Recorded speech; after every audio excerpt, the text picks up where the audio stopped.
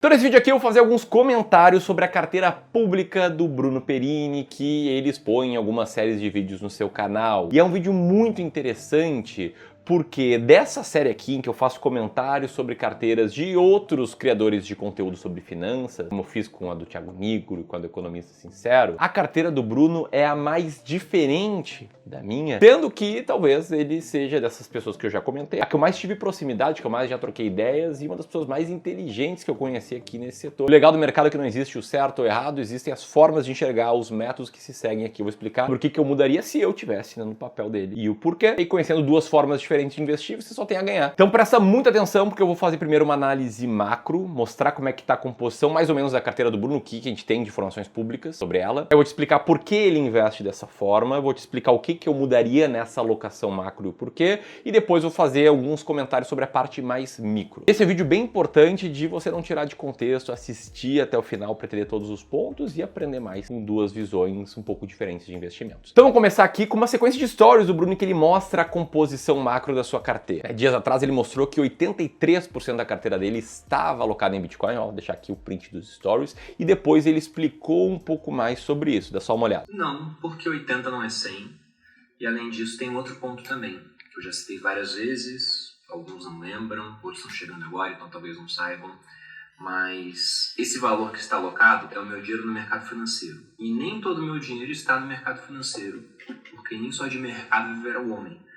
Então, a maior parte do meu patrimônio se chama Grupo Primo. Então, basicamente, com essa informação e somando a ela as informações que ele traz aqui nas séries de vídeo, como vivendo de renda com ações ou vivendo de renda com fundos imobiliários, eu vou partir do pressuposto que a carteira dele tem essa composição: 80% em Bitcoin, 11% ações Brasil e 9% fundos imobiliários. Detalhe, a carteira dele no mercado financeiro, e aqui eu vou fazer comentários sobre isso, mas antes, você está assistindo esse vídeo aqui, provavelmente pelo dia 20, 21, 22 de setembro, e a gente está nos últimos dias com vagas abertas para o Mestres do Capitalismo, a experiência mais completa que eu já criei, que nós já criamos aqui no Clube do Valor, sobre educação financeira, traz conhecimentos de três grandes áreas: a área de organização e planejamento financeiro, a área de geração e aumento de renda e a área de investimentos. Aperta aqui no primeiro link na bio para saber mais sobre isso. Enquanto isso, vamos voltando aqui para a alocação macro do Bruno, que é a parte mais importante, tá? Numa visão de uma carteira, não por uma opinião minha, mas sim por uma opinião desse cara aqui, o Roger Ibbotson, autor de vários livros relevantes no mercado, professor de Yale, que num estudo em que ele foi atrás de entender o que determina a performance de uma carteira, ele concluiu que a sua alocação de ativos explica 90% da performance de uma carteira de investimento. Esse é o gancho perfeito para falar que o método que a gente segue aqui no Clube do Valor, que a gente chama de sistema de alocação estratégica,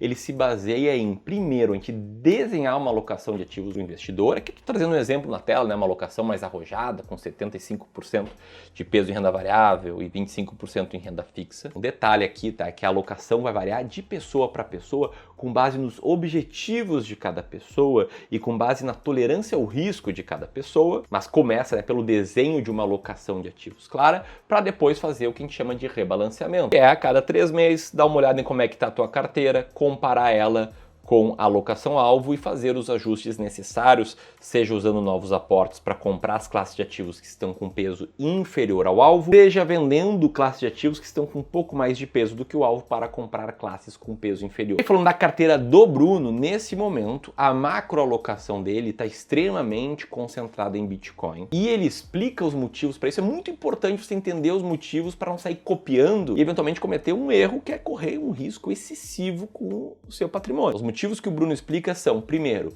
parte relevante do patrimônio dele de fato são as ações que ele tem do Grupo Primo. É que não tem como eu precisar qual o tamanho da participação dele ou quanto valeria o Grupo Primo, mas com certeza parte relevante do patrimônio dele de fato são as ações do Grupo Primo, que é uma empresa que está exposta ao Brasil, principalmente, com os riscos do Brasil, principalmente.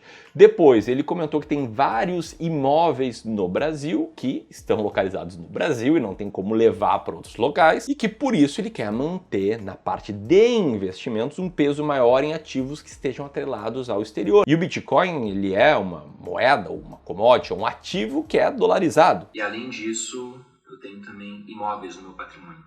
Fora fundos imobiliários, imóveis físicos aqui no país. Porque no meu patrimônio líquido, eu busco ter muito mais exposição ao mercado internacional do que ao mercado nacional. E aqui entra a beleza do mercado financeiro, né? Ele tem uma alocação de ativos bem diferente aqui da maioria das alocações dos nossos clientes no Clube do Valor. Ninguém tem uma concentração tão alta num ativo tão volátil. A alocação dele provavelmente é muito diferente da maioria das alocações dos clientes da Portfel, empresa de consultoria do Grupo Primo. E além disso, ele segue uma metodologia um pouco diferente. Para isso eu te explicar como é que a gente segue a estratégia de alocação de ativos e como é que ele segue a estratégia de alocação de ativos, antecipando que não tem o certo ou errado, são formas diferentes de se investir. Então, como a gente faz é seguir uma linha de alocação de ativos chamada de Constant Mix. O que é o Constant Mix? Como eu mostrei agora há pouco, a gente desenha uma carteira ideal para cada cliente e a gente busca manter esse mix de classes de ativos constantes. Como a gente faz isso? Cada 3 meses promovendo o rebalanceamento. Por que a gente segue essa linha? Porque eu acredito que a partir do momento que tu identificou o perfil de risco de uma pessoa, tu tem que estar trazendo a carteira dela de volta para o nível de risco que ela tolera ter, que ela deseja ter para ter um maior potencial de retorno. Então, por exemplo, no mercado de alta muito forte de renda variável, as carteiras aqui dos nossos clientes elas vão ficar com peso maior em renda variável do que o alvo, do que o risco que esses clientes tolerariam ter. Então, até para controlar o risco, a gente tem que reduzir um pouco essa exposição. Assim como em períodos de queda do mercado, esses nossos clientes vão perder peso em ativos mais voláteis, em ativos com maior risco, e a carteira vai ficar mais conservadora do que ela deveria ser. Por isso a gente vai lá e compra mais. Já o Bruno ele segue uma linha que dentro da estratégia de alocação de ativos é chamada de buy and hold, tá? Que não é o buy and hold no sentido de comprar uma ação e nunca mais vender ela, comprar um ativo e nunca mais vender ele. E o Bruno tem planos de vender Bitcoin. Mas a linha do buy and hold na estratégia de alocação de ativos é uma linha de você ignorar o rebalanceamento. Você não promover o rebalanceamento porque uma classe de ativos ganhou muito peso ou perdeu muito peso. Fazendo todas as alterações na carteira depois da montagem dela, dando um peso majoritariamente para a compra de ativos. E é exatamente isso que ele comenta aqui nesse trecho do podcast com os Irmãos Dias, podcast bem bacana. O Bitcoin caiu a $16 mil. Eu comprei bastante naquela época. Cheguei aos 20%.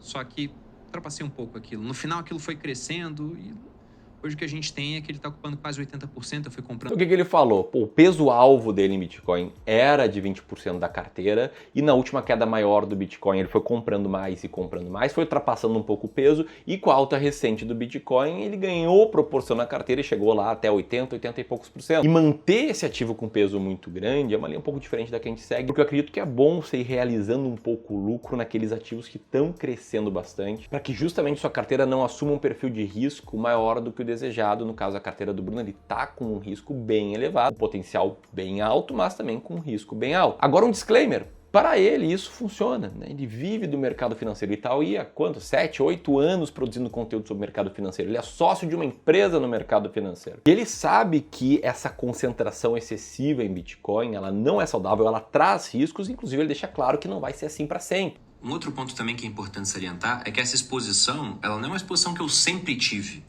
E nem que eu sempre terei. Eu não sou o Michael Saylor que diz que nunca vai vender Bitcoin. Eu vou vender Bitcoin.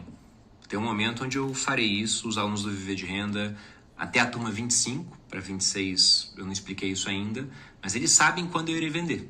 Tá? Eu tenho lá meu critério, já expliquei isso em aulas, e aí nessa hora a minha exposição ela vai caminhar para níveis historicamente mais baixos, mais parecidos com o que eu tinha no meu portfólio antes desse último... Então, ele sabe que ele está com um peso muito excessivo, ele sabe que ele vai reduzir esse peso, seja quando o Bitcoin bater um determinado valor e ele realizar as vendas, como ele deixa ali subentendido na fala, seja se o Bitcoin despencar e perder peso na carteira dele. Basicamente, ele sabe muito bem o que ele está fazendo. Né? Os pontos que eu teria que alertar aqui você sobre o risco, ele mesmo comenta. Né? O risco de estar concentrado numa classe de ativos altamente volátil, e é reduzido bastante pelo fato de ele ter vários imóveis, ele ter uma participação numa empresa bem valiosa, de ele ter uma carteira grande de renda fixa, uma reserva turbinada aí para o curto prazo, como ele comenta em outros vídeos. O principal ponto aqui em que a gente pensa um pouco diferente é sobre ter mecanismos que limitem pesos excessivos na carteira. Por que eu digo isso? Porque aqui no Clube do Valor eu percebo que os meus clientes passam a se interessar mais em Bitcoin quando o Bitcoin está em alta. Se eu fosse um entusiasta do Bitcoin, entusiasta desse investimento, eu procuraria aumentar minha posição ou montar minha posição em períodos de baixa. Só que não é bem isso que acontece. Se você cruzar aqui o interesse sobre o termo Bitcoin com a cotação, Você pode ver aqui, por exemplo, tá, que o termo Bitcoin teve o seu pico de interesse em março de 24. Pode ver que a cotação teve o seu pico em março de 24 e de lá para cá ela tá meio que no 0 a 0. Na média isso acontece no mercado financeiro, as pessoas se interessam mais por um investimento quando ele está performando muito bem. Por isso é importante você ter mecanismos para limitar a exposição a investimentos de mais risco, para não cometer o erro de comprar só aquilo que está na moda, depois aquilo cai, você perde o interesse ou desfaz a alocação. E o que eu estou falando aqui não vale só para Bitcoin, tá? Vale para qualquer ativo. Aqui com os nossos clientes a gente procura evitar que uma ação da carteira tenha um peso maior do que 3%, que um fundo imobiliário tenha um peso maior do que 3%, que uma debenture, né, um ativo de renda fixa com risco de calote tenha mais do que 3% de peso. E isso protegeu a carteira dos nossos clientes em várias ações, fundos imobiliários que caíram bastante. Assim como adotar essa estratégia teria protegido o investidor entusiasta com novas tecnologias, de novas tecnologias, novas teses que não se mostraram verdadeiras e cujos preços caíram bastante, né? Como aconteceu recentemente com o NFT, metaverso, ou com algumas criptos mais famosas, tipo aquela Terra Luna, que se não me engano despencou, tinha muita gente falando. Eu sei que muitos podem pensar, não, mas tá comparando banana com laranja, são coisas diferentes. E é claro, um ativo é sempre diferente do outro. E olhando em retrospectiva fica fácil explicar, fica fácil de olhar para NFT e falar, poxa, era uma loucura estar pagando uma fortuna em foto de macaquinho em JPEG. Mas na época tinha muito entusiasta que tinham bons argumentos por trás de defender NFT, metaverso, outras criptos que foram mal. Tinha um racional por trás que não se provou verdadeiro, pelo menos não até agora. Por isso eu acredito que para o investidor pessoa física comum é muito importante ter esse mecanismo de controle. O investidor focar muito mais em preservação do que multiplicação patrimonial em seus investimentos no mercado financeiro. Quando eu falo PFC, o investidor pessoa física comum, é importante ser justo. O Bruno Perini fala a mesma coisa. Fala que investir dessa forma não é para qualquer um. E é uma frase do Mises que o homem rico ele pode se dar o luxo de adotar caminhos insanos por muito mais tempo do que aquele que não é rico. Então, não é todo o meu patrimônio que 80% disso está no Bitcoin, porque a maior parte do meu patrimônio é a minha participação no Grupo Primo. Depois disso, eu ainda tenho imóveis, né? Ainda tenho um dinheiro que eu não conto na carteira, que é uma liquidez que eu deixo para caso uma eventualidade venha acontecer. É uma reserva de emergência turbinada, digamos assim. E com isso, mesmo que o Bitcoin vá a zero, que eu não sei como isso poderia acontecer, mas não é porque eu não sei que não pode vir a acontecer, eu me machucaria, mas eu não iria à ruína. Então não é para o pessoal observar isso que eu estou falando e pensar, meu Deus, ele está com tudo isso, então deixa eu ir vender minha casa, né? Vou pegar dinheiro no banco a juros de 4% ao mês, porque se o negócio vai dobrar, no final do ano vai valer a pena. Não, não é isso. É claro, né, que ele acaba sendo muito responsável, né, com as opiniões dele e entende que isso não é para qualquer um, e no caso dele, é muito provável que esses 83% em Bitcoin, na prática, representem, sei lá, 5, 6% da carteira total dele, do patrimônio total dele, considerando imóveis, considerando participação no Grupo Primo. O que torna algo bem mais factível e bem mais alinhado a um bom controle de risco. Tentando sintetizar aqui, tá? O que eu mudaria? Primeiro, estabeleceria um limite de 3% para cada ativo individual na carteira. Segundo, eu seguiria a estratégia de alocação Constant Mix. Eu sigo, né? Seria meio incoerente eu falar aqui, não, eu faria igual. Pô, faço diferente com a minha carteira. E o terceiro ponto que eu não abordei é que para essa alocação no exterior, eu colocaria mais peso em ativos mais testados pelo teste do tempo, como ações norte-americanas. Ações norte-americanas estão aí desde os anos 1800. Esse gráfico aqui, e eu extraí desse livro aqui, tá? O Stocks for the Long Run. Ele mostra como nada nesses 200 anos rendeu mais do que ações norte-americanas. Mostram que acaba sendo uma classe de ativos com menos riscos no longo prazo do que cripto, do que Bitcoin, que é uma classe emergente, começou a ganhar mais liquidez ali em 2015, 2016, tem cerca de 10 anos. Ela não passou por uma crise severa ou por uma década muito ruim, como foi a década de 2000 para investimentos de risco no exterior. E, no meu ponto de vista, ações norte-americanas se encaixam melhor no conceito de efeito limpo. Então esses aqui são todos os comentários sobre a macroalocação, e o que eu fiz aqui é um pouco parecido, uma versão mais enxuta do que os especialistas aqui do Clube do Valor estão fazendo de forma gratuita com meus seguidores aqui no YouTube, em sessões totalmente gratuitas de análise e diagnóstico de carteira. São sessões em que a gente entende teus objetivos, entende teu perfil de risco, olha para como está investindo e comenta, olha, o que a gente faria diferente com a nossa metodologia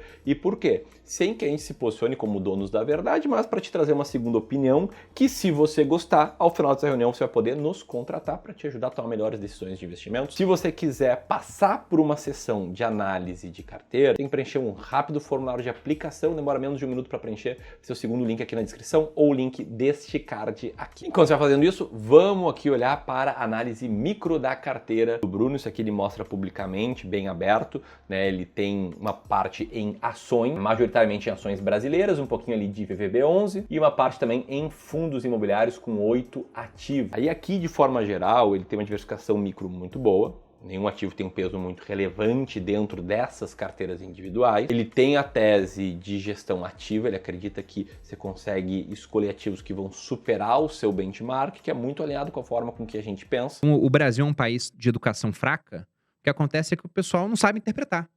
Então, se você tem pouca gente, e essa pouca gente, né, ainda menor o número de pessoas que são mais esclarecidas quanto àquilo que vai fazer, então é mais fácil você ganhar do mercado aqui. Porque a média dos investidores está fazendo besteira. A gente também tem as nossas estratégias, como a estratégia das ações mais baratas da bolsa, a máquina de dividendos, estratégia de momentum, que a gente aplica na carteira dos nossos clientes. E já quando ele vai investir no mercado internacional, ele comenta que prefere investir através de ETFs. E lá fora eu não invento muito não, eu simplesmente vou comprar ETFs. Porque eu acho que é um mercado onde é muito difícil você conseguir gerar o alfa, né, o retorno descorrelacionado do mercado.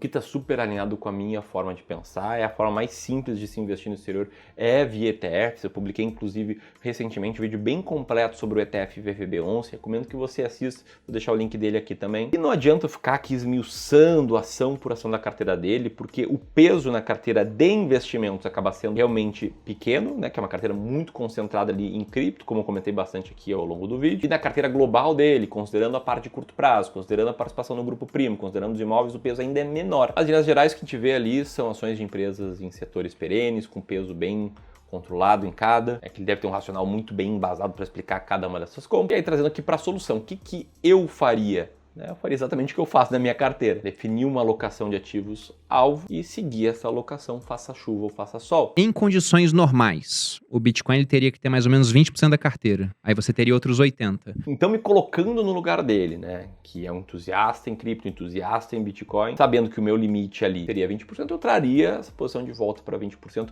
Eu acredito que ele tenda a fazer isso em breve. Não sei quais são os gatilhos que ele vai ter que passar para fazer isso. Claro que ainda fica muito acima da regra dos 3%, que quem te segue no clube, mas o fato é que o resultado da carteira do Bruno está sendo muito bom, ele tem suas convicções, ele sabe que ele não está tão concentrado quanto parece quando tu vê o gráfico ali, por conta dos seus outros ativos. Cara, é um baita investidor, é um cara que eu gostei muito, bom amigo que eu fiz nessa jornada. Espero que você tenha curtido desse vídeo, espero que tenha te ajudado a comparar diferentes formas de enxergar o mercado, de pensar o mercado. Se você gostou, deixe teu comentário aqui. Se quiser ter uma ação de análise de carteira conosco, o link vai estar aqui. Aqui eu vou deixar o link de vídeo bem complementar a esse, em que eu comento sobre a carteira do Charlão. Um grande abraço e até mais.